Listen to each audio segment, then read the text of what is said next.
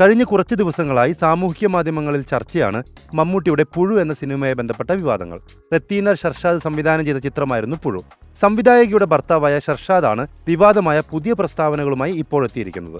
പുഴു എന്ന സിനിമ മമ്മൂട്ടിയുടെ പ്രത്യേക താല്പര്യപ്രകാരം ഒരുക്കിയതാണെന്ന് മുഹമ്മദ് ഷർഷാദ് പറഞ്ഞു.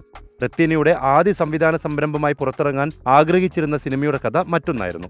എന്നാൽ നടൻ മമ്മൂട്ടിയുടെ നിർദ്ദേശമനുസരിച്ചായിരുന്നു സവർണരെ അധിക്ഷേപിക്കുന്ന ഒരു സിനിമ ഒരുക്കിയത്. കൊച്ചിയിലേക്ക് താമസം മാറണമെന്നും ആവശ്യപ്പെട്ടത് മമ്മൂട്ടിയാണ്. കടുത്ത ഇസ്ലാമികവാദിയും ഉണ്ട എന്ന മമ്മൂട്ടി ചിത്രത്തിന്റെ തിരക്കഥാകൃത്തുമായ അർഷാദ് അടക്കമുള്ളവർ ചേർന്നെഴുതിയ പുഴു എന്ന സിനിമയുടെ തിരക്കഥ റത്തീന സംവിധാനം ചെയ്യുകയായിരുന്നു എന്നാണ് മുഹമ്മദ് ഷർഷാദ് പറഞ്ഞത്. ഈ കൂട്ടുകെട്ടിനൊപ്പം റത്തീന ചേർന്നതോടെ അത് തങ്ങളുടെ കുടുംബജീവിതത്തെയും തകർത്തുവെന്നും മുഹമ്മദ് ഷർഷാദ് തുറന്നു പറഞ്ഞിരുന്നു. ഷർഷാദിന്റെ വിവാദ പ്രസ്താവനകൾക്ക് പിന്നാലെ നിരവധി ആളുകളാണ് മമ്മൂട്ടിക്കൊപ്പം നിന്ന് പോസ്റ്റുകളും പ്രതികരണങ്ങളുമായി എത്തിയത്. ഇപ്പോൾ BJPയുടെ സംസ്ഥാന ഉപാധ്യക്ഷൻ AN രാധാകൃഷ്ണൻ മമ്മൂട്ടിയെ അനുകൂലിച്ച് ഫേസ്ബുക്ക് പോസ്റ്റുമായി എത്തിയിരിക്കുകയാണ്. കഴിഞ്ഞ 5 പതിറ്റാണ്ടുകളായി മലയാളി പൊതുസമൂഹത്തിന്റെ മുന്നിലെ തുറന്ന പുസ്തകമാണ് മമ്മൂട്ടി എന്ന മഹാനടൻ.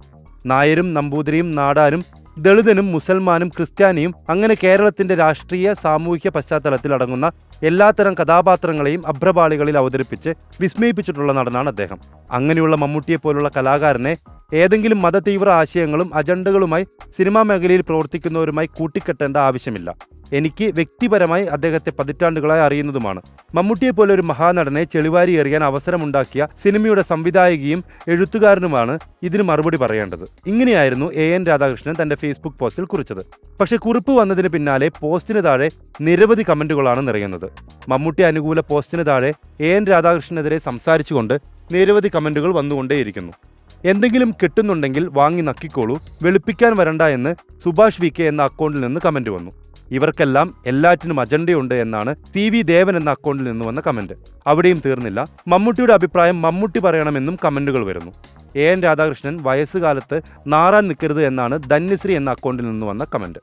കമന്റുകൾ ഇത്തരത്തിൽ നിറയുമ്പോഴും മലയാളികളുടെ പ്രിയപ്പെട്ട, മലയാളികളെ അത്ഭുതപ്പെടുത്തുന്ന അഭിനയ പ്രതിഭയായ മമ്മൂട്ടിയുടെ പുതിയ ചിത്രത്തിനായുള്ള കാത്തിരിപ്പിലാണ് ആരാധകർ മുഴുവൻ. മാസ് ആക്ഷൻ സിനിമയായ ടർബോയുടെ റിലീസ് ഈ വരുന്ന 16-ാം തീയതിയാണ്.